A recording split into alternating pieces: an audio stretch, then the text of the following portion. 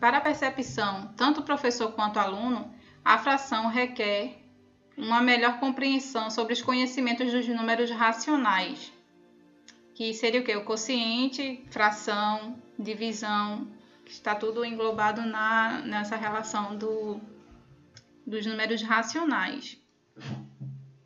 Sendo assim, este tema é de fundamental importância para uma aprendizagem bastante relevante nos significados das frações. Temos em sua aplicação os números, relação parte e todo, medida, quociente e operador multiplicativo.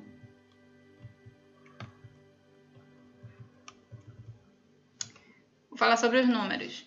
Com a necessidade de contar coisas, deu início aos números naturais, representados por os naturais, que seria de 0, apesar que o 0 foi criado depois, mas ele está englobado nos naturais, as 0, 1, 2, 3, 4, 5 e até o infinito. Posteriormente, devido com a necessidade de contar e retirar, no caso subtrair, percebeu que alguns números não se encaixavam nos números naturais, que seria o quê? Os números negativos. Por exemplo, 4 menos 6 seria menos 2. Logo surgiu a necessidade dos números inteiros e racionais, entre outros. Relação parte todo. Podemos identificar a fração parte todo representando o denominador em n partes, né? Na parte lá da fração, seriam n partes de um objeto, bem como o numerador sendo repartido seu todo em partes iguais. O numerador, você pode colocar aí várias partes de que você se quer repartir, no entanto que todas essas partes elas sejam iguais. Sua representação é da seguinte forma: A, que seria o numerador, e N, o denominador. As partes das frações são contadas duplamente, né? As partes do numerador e as partes do denominador. Medida. Ocorre com a necessidade de comparação entre duas grandezas, ou seja, a medida de mesma natureza. Ou seja, seria, se eu fosse comparar a quantidade de um líquido, 2 litros, quantos copos de 300 ml eu teria para completar aqueles 2 litros, por exemplo. Então, de toda forma, ele tinha que chegar equiparado, né? De formas iguais, grandezas iguais. Quociente, né? Que seria aí as frações. O conjunto dos números racionais nada mais é que a necessidade de realizar divisões. Para isso, devemos reforçar que o denominador não pode ser 0.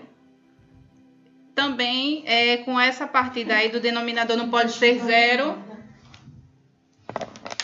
nesse caso, o denominador ele não pode ser 0, dá a ideia já dos números naturais, porque se não pode ser 0,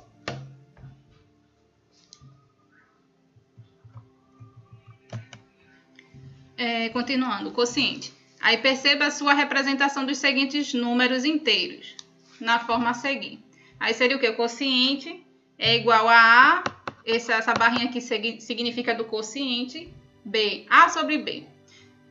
Tá ok? A, né, que seria o numerador A, pertence aos inteiros, certo? Ou seja, dos números negativos e os números positivos. E B pertence também aos inteiros, só que daí sem o 0, exceto o 0, que é esse asterisco no Z. Zal. Assimile que o denominador é diferente de 0, né? B diferente de 0, como eu já comentei, ou seja, não pode ser 0. De uma forma mais simplificada, podemos ler a fração A sobre B, que seria A dividido por B. A dividido por B. Aí entra os decimais, né? Porque se eu for dividir os números naturais ou inteiros, essa divisão possa ser que dê em números decimais. Operador multiplicativo. Trata-se da transformação de um número ao aplicar a divisão no denominador e a multiplicação no numerador, a fim de obter uma resposta para o problema. Deixa eu ver se eu tenho alguma coisa aqui sobre... Pronto, se eu pegar um número todo, e dividir por uma fração, vou pegar 25 e vou dividir por uma fração. Eu vou usar esse fator de transformação.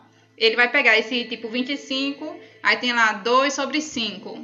Então, 2 sobre 5 de 25. Então, eu vou pegar esse 25, vou dividir pelo denominador, dividir, e com esse número eu vou achar, e multiplicar pelo numerador, né? E aí eu vou obter a resposta. Então, houve essa transformação desse número. Bem, gente, eu agradeço, né, pela oportunidade ao professor Renato. E é isso. Muito obrigada. Tenha uma boa tarde.